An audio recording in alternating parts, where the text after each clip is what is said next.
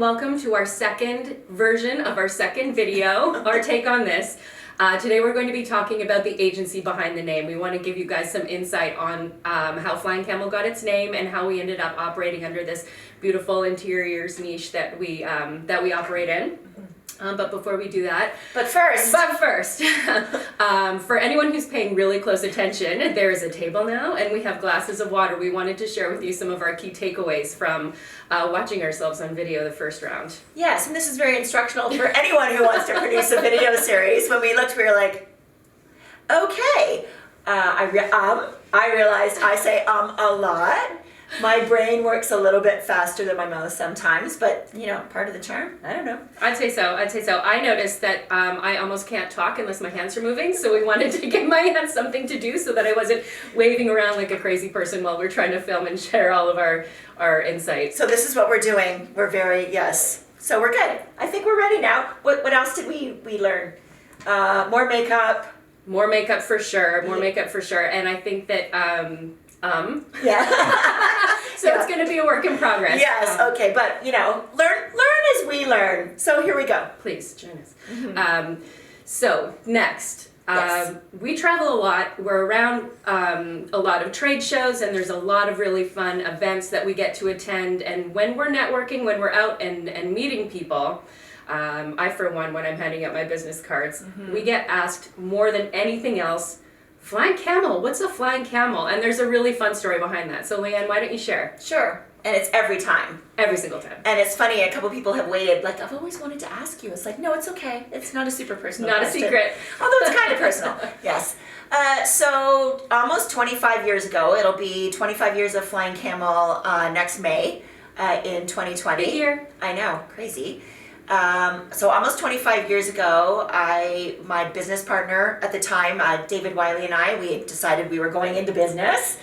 And we wanted to have a name that was memorable, creative. It was a little bit too personal to choose our own business name. So we worked with a fabulous copywriter named, her name was Lynn Redfern, and her name is probably still Lynn Redfern, and there my hands go. There we go. Yes. So she drew from our backgrounds, both of us, and we had a long list of names to choose from. And when I saw Flying Camel, I loved it because it's actually a move in skating, and that's where the name comes from. And I've been a skater since I was 3 years old, so it's been a long time. Leanne's going to demonstrate that in the next video. No. And Dave, as the creative director, saw the logo right away. He saw the imagery of a winged camel.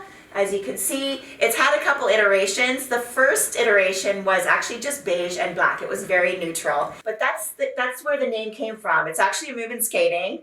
I'm a skater, and the imagery was just awesome. And we love the fact that we are called the Camels. It's become a thing. Mm-hmm. Here come the camels. Are the camels on the line? We buy camel swag, see that. So there's so many fun things about our name. It's true. And I think, it's really fun to join a team where there's a fun identity behind that. I think, it's really common nowadays for agencies to have a funny kind of eye-catching, memorable name, but I think you're definitely ahead of the curve for that. Yes, 25 years ago. Yeah. 25 years ago, a lot of the agency names were definitely like just usually last names of the men who started the agency, right. And there are a lot of those still out there. The big agencies. Madison Ave guys. Yes, yeah. Exactly. But that's where we got the name. I'm moving skating. So there you go. Awesome, love it.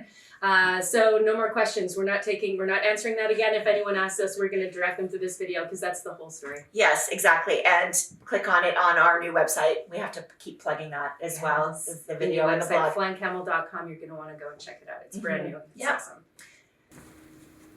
And the second part of this episode, we'll try and keep it brief, is the importance of the niche and what our niche actually is. Right. So we like to say that we partner with brands who challenge and change how we all experience living environments. And what that means to us is that we like to work with brands and with companies who are working towards creating more comfortable and safe environments under which we all live. And we found that it's really powerful to be specialists in our area. Mm-hmm.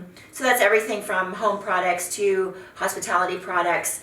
And appliances. Yeah, everything, surfaces, everything that we do is something that you would find in a living environment. And the shows that we work on are actually about the design of those environments. Right, so it's a really cool extension of that, whether it's hospitality, which we do classify as a living environment, because when people walk into their guest room, they want to feel comfortable, they want to feel at home. So there's a lot I know, of I stay in hotels a lot. I do too. And I want it to be comfortable. Yeah, definitely. I'm picky about those hotel beds. I know. Yeah, Hotel definitely, stones, for yes. sure. So it goes beyond the residential to sort of expand around all of the different applications for those building products and all that kind of thing. So becoming specialists has been a really powerful angle for our agency in business development, because you want to talk to and work with people who know what you need. Exactly. And how we got into that, it was years ago, because this is part of the history of Flying Camel, is that one of our first clients in the early days of Flying Camel was Heartland Appliances. And from that, growing from appliances to all of those other categories that we mentioned. And I remember years ago going to KBIS, the Kitchen and Bath Industry Show, which is one of our big clients, years ago for Heartland Appliances. So kind of a full circle. I always thought it was the coolest show, and now we get to work on it. And it is. It is. So But we and don't it's- have favorites. Yeah, and it's coming up soon. So if you're a designer, please register. Be there. Yeah, okay. Okay, so this is the end. We'll keep it quick. The end of this. If you have any questions, I think we described the name and the importance of being in a niche and being specialists. And I think that's it for today's Our Take on This.